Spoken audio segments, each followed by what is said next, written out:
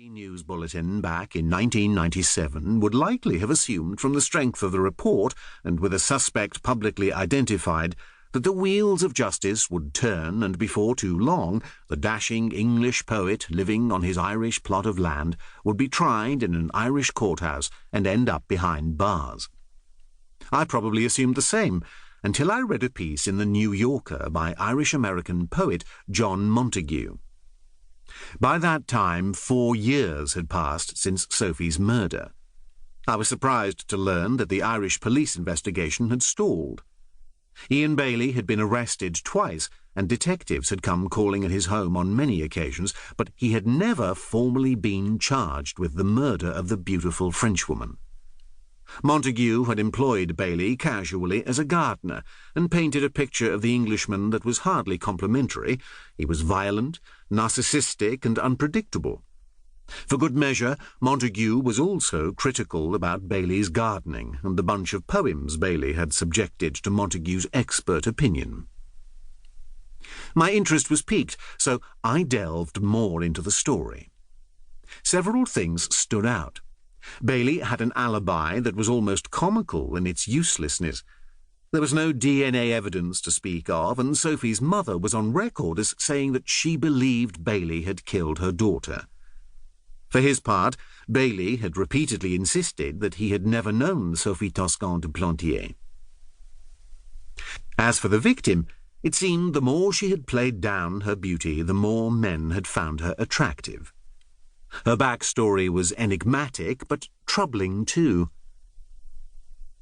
I was intrigued by the unsolved murder on the Irish moors, but it dropped off my radar. What intervened was my life: marriage, 2 sons, earning a living, moving house a couple of times, eventually relocating back to Belgium. Then one day in November 2014 I got a call from an Irish friend who knew I had an interest in the Sophie case. He said, "Bailey is suing the Irish state. He's about to appear in court in Dublin." Within a couple of hours I had bought a plane ticket to Ireland. I wanted to meet Ian Bailey. I wanted him to tell me his story. This was an excellent opportunity, and I had to strike while the iron was hot, if that is an appropriate expression for introducing myself to the long-term suspect in a cold case. The basic thrust of Bailey's date in court was in every Irish newspaper. Bailey claimed that the Irish police had engineered a massive stitch-up, and he had been fitted up for a crime he had not committed. Like I say, when a good mystery gets under your skin, it has a strength all of its own, even if it lies dormant for years. I write these words in lockdown in May 2020. My manuscript, the book you are reading, is nearing completion. For many of us, the onslaught of the coronavirus pandemic has turned our gaze inwards. Where did we go right in our lives? Where did we go wrong? When life returns to something approaching normality, what will we change? What, finally, have we learned? Over dinner one night, the last shafts of pale late spring light bouncing off the cobbles in the square in front of our apartment, I asked my sons a question.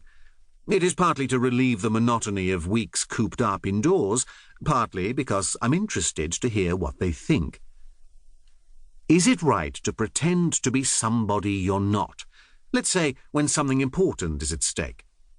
What I mean is, should you ever be a bit false to somebody to find out a bigger truth? The boys understandably gave me a blank look. I'll give you a specific example, okay?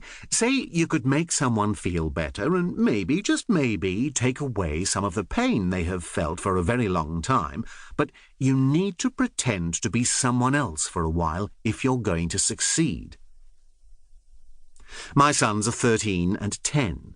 The younger one shoots back. "You're talking about Bailey, aren't you?" I do not deny it.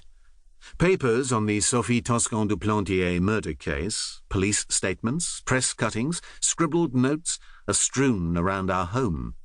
My sons, and my wife too, can see that I have been living the story, inhabiting the puzzle. The boys think for a moment. "No," they say, "they don't see how that would work. You should all..."